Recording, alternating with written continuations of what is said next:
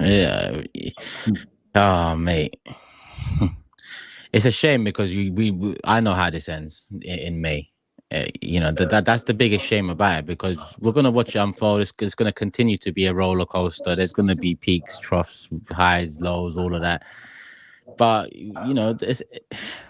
we haven't got a good enough squad, and all of a sudden that Arteta seems to be wary. Handbrake on. He just doesn't want to take the necessary risk needed. Not playing Ranieri, I keep on saying it. I get it on one hand. It's a 17-year-old.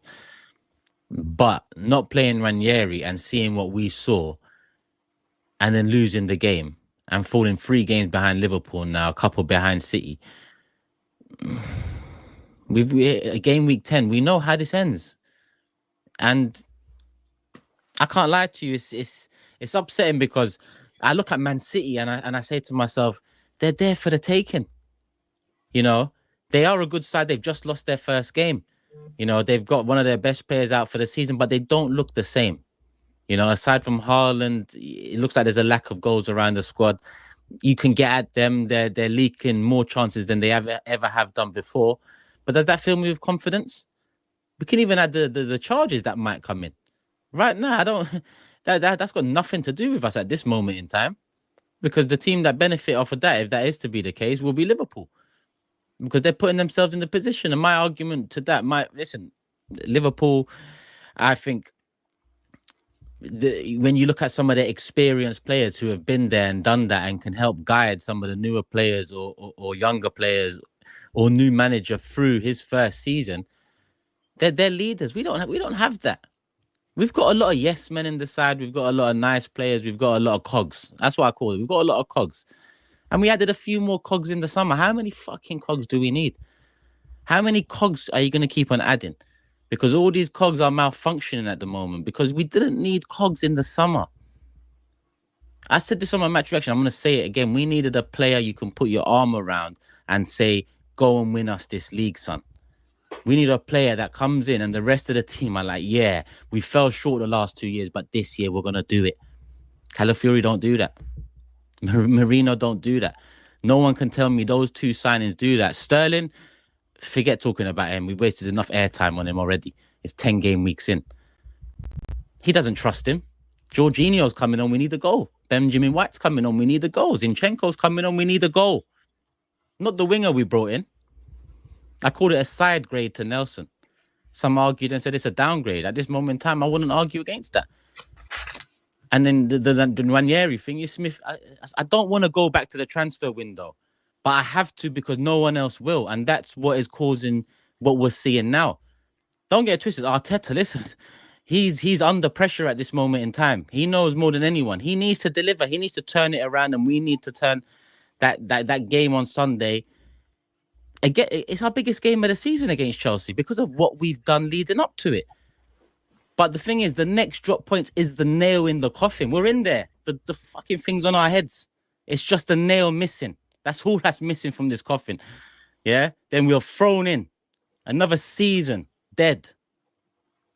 I'm sorry. We've got too many cogs. How is the player we all wanted, hoped would improve to score 20 goals this season? How is he being used as a utility man in 90 minutes? That's not all on him, by the way. I don't think he's a good enough striker. He's not a good enough striker, because if you are a good enough striker, you will fucking be in the striker position. But that's not against him. We signed him. It's not his fault. He didn't say Arsenal come sign. We done that. But how can Arteta go into a season and now move our striker into positions that we know that he can win headers in? Cool. But when we need someone in the box, we haven't got it. Why? Because Odegaard's out.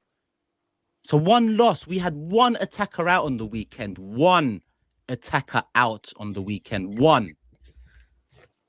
And we didn't have anything to change it up. How?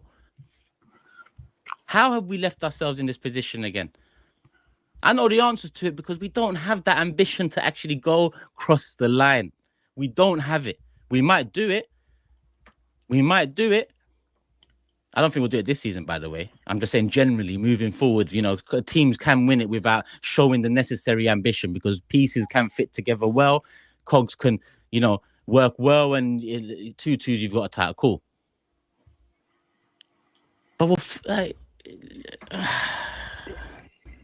I'm telling you now, we ain't winning the Premier League. Yeah, we ain't winning it. Our hopes rest in other competition right now. We fucked up in August and July and June and May and April, because the lack of planning for this window we've just seen, has led to this. I will never stop talking about this, because far too often in my life I've seen windows go past and be forgotten about. And this ownership and this club and Wenger get away with it year after year after year after year. Big credit to Mikel. He took over. He brought us back to in contention. He brought us back to this expectation. He told us the level is we need to start winning stuff. I tell you what, you're not going to overtake Man City promoting a 17-year-old, bringing in Calafiori, Marino, and Raheem fucking Sterling. And that's what we did. So your smidgen of hope, it will be extinguished real soon, Jordan. It will be. Yeah? Inter Milan. Oh, mate. This club, we're at the title race soon enough for everyone will know that. And then there'll be a surge in performances. And then there'll be the good old Wenger. The form we showed towards the end of the season. If we can carry that on to next season, then, we might win the league. And then round and fucking round it goes. Yeah?